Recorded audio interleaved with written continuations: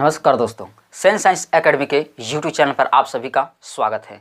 इस वीडियो में पुष्प के संपूर्ण जानकारी को प्राप्त करवाया जाएगा। आप ये भी सीखेंगे कि परागण कब होता है, स्वपरागण कब होता है और परपरागण कब होता है। इससे रिलेटेड आपको एक भी एग्जाम में छूटेगा नहीं और जिंदगी भर के लिए ये सवाल आपको याद रहेगा। और यदि इस चैनल पर आप नए हैं तो इस चैनल को जरूर सब्सक्राइब कर लीजिएगा, क्योंकि इस चैनल पर सिर्फ स्टडी से ही रिलेटेड वीडियो को अपलोड किया जाता है। तो चलिए स्टार्ट करते हैं।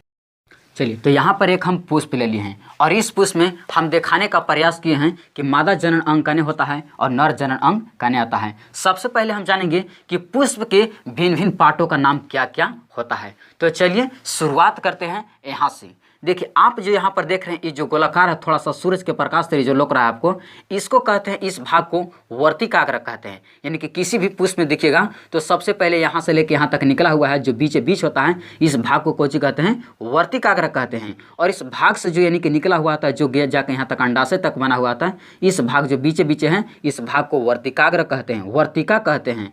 अब यहाँ पर जो अंडाकार से लौक रहा है आप लोग के, जिसको अंडाशय कहते हैं। और इस वर्तिकाग्र, वर्तिका और अंडाशय, इस पूरे पार्ट को, भाग को मादा जनन अंग कहा जाता है, जिसको ज्यांग भी कहते हैं या इसको स्त्री केसर भी कह के पुकारते हैं। यानी कि यहाँ से लेके यहाँ तक के भाग जो आप देख रहे हैं, ये वाला भाग, यहाँ से लेके यहाँ तक के भाग को कोची कहते हैं, ज्यांग कहते हैं या स्त्री केसर कहते हैं। यानी कि मादा जनन अंग है, जिसको वर्तिकाग्र, वर्तिका और अंडाशय कहा जाता है। चलिए अब देखिए यहाँ पर, अब इस अंडाशय से एक निकला हुआ, जिसको पुतंतु बोलते हैं, और यहाँ पर देख रहे हैं आपकी, इस पर उपस्थित होता है बूंदा बूंदा, ये परागकण है। ये परागकण परागकोश में उपस्थित होता है। यहाँ पर आप देख रहे हैं, ये परागकोश है और इस परागकोश में परागकण उपस्थित होता है और डंटी के बोलते हैं, यानी कि पुतंतु। और परागकोश और पुतंतु, ये तीनों भाग को यानी कि मिलाकर कहा जाता है पुंकेसर। और इस पूरा पुंकेसर को भाग ये कहलाता है नर जनन अंग, कहलाता है नर जनन अंग। और नर जनन अंग को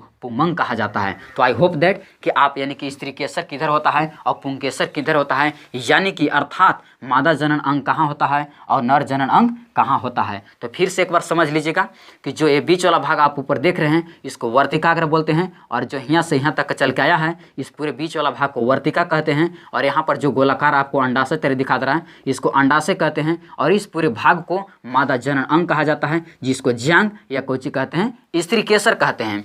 अब जो यहाँ से अंडाशय से जो निकला हुआ आपको देख रहा है एक पुतंतु, जिस पर यानी कि यहाँ पर उपस्थित परागकण है, ये परागकण परागकोश पर उपस्थित होता है, परागकोश में। और यहाँ इस तीनों भाग को, ये तीनों भाग को मिला के कहा जाता है पुंकेसर। पुंकेसर कहलाता है नर जनन अंग कहलाता है, और नर जनन अंग को पुमंग कहलाता है। अब देखिए, आप इस तरह से देख रहे हैं, इस फूल के ऊपर जो पत्ता होता है, जो कलर जिसका होता है, उसको बोला जाता है पंखुड़ी या उसको बोलते हैं दलपुंज कहते हैं। और नीचे से जो आप ये देख रहे हैं, ये जो नीचे हरा हरा होता है, जो बाहर से दिखाई देता है, इसको बाह्य दल कहते हैं, इसको बाह्य दल कहते हैं। तो आई होप दैट कि आप पुष्प के भिन्न भिन्न भागों के बारे में आप समझ गएंगे। चलिए आपको हम एक पुष्प के माध्यम से समझाना चाहते हैं। जैसे यहाँ पर एक हमारे पास एक पुष्प है। अब ये पुष्प के जो आप ये देख रहे हैं लाल वाला भाग, इसको बोला जाता है पंखुड़ी, जो यहाँ पर हम आपको समझाने का प्रयास करते हैं, या इसको दलपुंज कहते हैं। अब जो नीचे वाला पार्ट है इसका, जो आप देख रहे हैं, जिसको हम बोले थे कि इसको बाह्य दल कहते हैं, बाह्य दल। यहाँ पर जो हम निकाले हैं, ये दोनों, ये आपका कोई चीज़ है, बाह्य दल है। अब देखिए, अब इस वाले भाग के बारे में जानते हैं। अभी हम बता रहे थे कि पुष्प के जो निकला हुआ है, यहाँ से लेके यहाँ तक, ये आप जो देख रहे हैं, इसको वर्तिकाग्र कहते हैं, वर्तिकाग्र। और यहाँ से लेके यहाँ तक के भाग को पूरा को वर्तिका कहते हैं। और यहाँ से लेके यहाँ तक जो बीच वाला जो यहाँ आया पाया है, यहाँ पर एक आपको गुटका गोल दिखाई देगा। उस गुटका को, जिसमें अंडा होता है, उसको अंडाशय कहते हैं। और इस पूरे भाग को, यहाँ से लेके यहाँ तक भाग को यानी कि स्त्री केसर कहा जाता है, या इसी को ज्यांग कहते हैं। और यही पार्ट यहाँ से लेके यहाँ तक, इसका मादा जनन अंग कहलाता है। अब देखेंगे, आप समझ गए होंगे कि मादा जनन अंग कहाँ होता है। अब इसी पुष्प के ऊपर यानी कि नर जनन अंग कहाँ होता है, आप उसको देखते हैं। आप जो देख रहे हैं, ये छोटा छोटा यानी कि दाने तारी दिखाई दे रहा है, जो एक छोटा छोटा यानी कि डंटी के ऊपर खड़ा हुआ है, इस डंटी को कोई कहते हैं, पुतंतु बोलते हैं। और इस पुतंतु के ऊपर यानी कि परागकोश में उपस्थित परागकण है, पीला पीला इस पर उपस्थित है। और इसी पीला पीला कण को हम बोलते हैं पराग कण बोला जाता है। और इसी चीज़ को यानी कि बोला जाता है कि परागन, इसी चीज़ को बोला जाता है पुंकेसर कहते हैं। ये जो आप देख रहे हैं ये पुंकेसर है और इसी पुंकेसर को हम क्या कहते हैं, नर जनन अंग कहते हैं। यानी कि इसी चीज़ पर मादा जनन भी है, यहाँ से लेकर यहाँ तक मादा जनन है, इस सिर्फ पंखुड़ी के छोड़कर, और इसी के ऊपर क्या है, नर जनन अंग दोनों है उपस्थित है। तो आई होप दैट कि इसके बारे में पूरी तरह से आप समझ गए होंगे कि स्त्रीकेसर कहाँ होता है, पुंकेसर कहाँ होता है, अर्थात मादा जनन अंग कहाँ होता है और नर जनन अंग कहाँ होता है।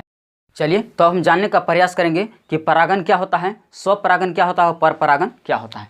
तो चलिए यहाँ पर है परागन। सब शुरुआत करते हैं परागन से कि जब पुष्प के पराग कोश से पराग कण पुष्प के वर्तिकाग्र तक स्थानांतरित हो जाता है तो उसे परागन कहते हैं। यानी कि किसी भी पुष्प के पराग कोश से पराग कण वर्तिकाग्र तक स्थानांतरित होने की प्रक्रिया को परागन कहते हैं। यानी कि यहाँ पर देखिए पराग कोश है और ये पराग कोश पर उपस्थित कोई चीज है पराग कण। अब ये जो पराग कण यहाँ से पराग कण यहाँ से उठकर या किसी माध्यम के द्वारा जब वर्तिकाग्र तक पहुँच जाएगा तो उसको बोलते हैं परागन। यानी कि पराग कोश से पराग कण को स्थानांतरित होने की प्रक्रिया को कोई चीज बोलते हैं परागन कहते हैं। अब परागन दो प्रकार का होता है, स्वपरागन और परपरागन। तो सबसे पहले जानते हैं कि स्वपरागन क्या होता है।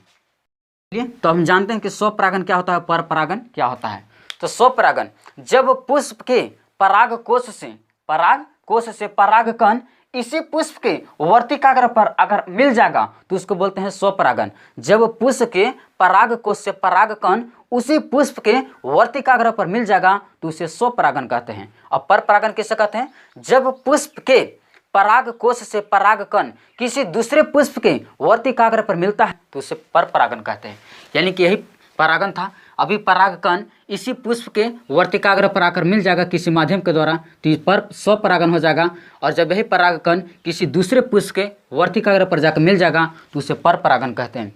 यानी कि जब स्वपरागन कि जब पुष्प के पराग कोश से पराग कण इसी पुष्प के वर्तिकाग्र पर मिलता है तो उसे स्वपरागन कहते हैं। और जब पुष्प के पराग कोश से पराग कण किसी दूसरे पुष्प के वर्तिकाग्र पर मिलता है उसे परपरागन कहते हैं। मान लीजिए कि यही फूल था और इस पुष्प में क्या था कि पराग कण है, ये पीला वाला जो आप देख रहे हैं पराग कण। अब ये पराग कण इसी पुष्प के वर्तिकाग्र पर मिल जाएगा तो ये स्वपरागन हो जाएगा। लेकिन जब यही पराग कण किसी दूसरे पुष्प के यहाँ से चलकर किसी दूसरे पुष्प पर जाकर मिल जाएगा तो उसे परपरागन कहते हैं। स्वपरागन और परपरागन किसे कहते हैं, आई होप दैट कि आप पूरी तरह से इसको समझ गए। तो आप इसका खुद से लिख लीजिएगा कि स्वपरागन किसे कहते हैं और परपरागन किसे कहते हैं। अब बात आता है कि इस पराग कण को ये वर्तिकाग्र तक लेकर जाता कौन है, यानी कि अपने जाता है कि कोई इसको पहुंचाने का काम करता है।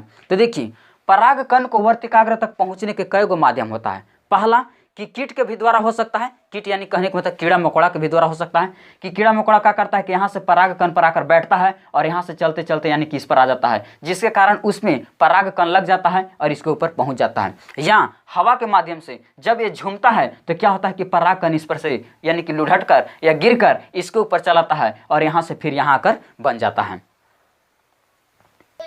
और इसी तरह से स्वपरागन और परपरागन पूरी तरह से समाप्त हो गया। आई होप दैट कि यह वीडियो आप लोग को बहुत अच्छा लगा होगा, इसलिए अपने दोस्तों के साथ जरूर शेयर कीजिए। चलिए थैंक यू।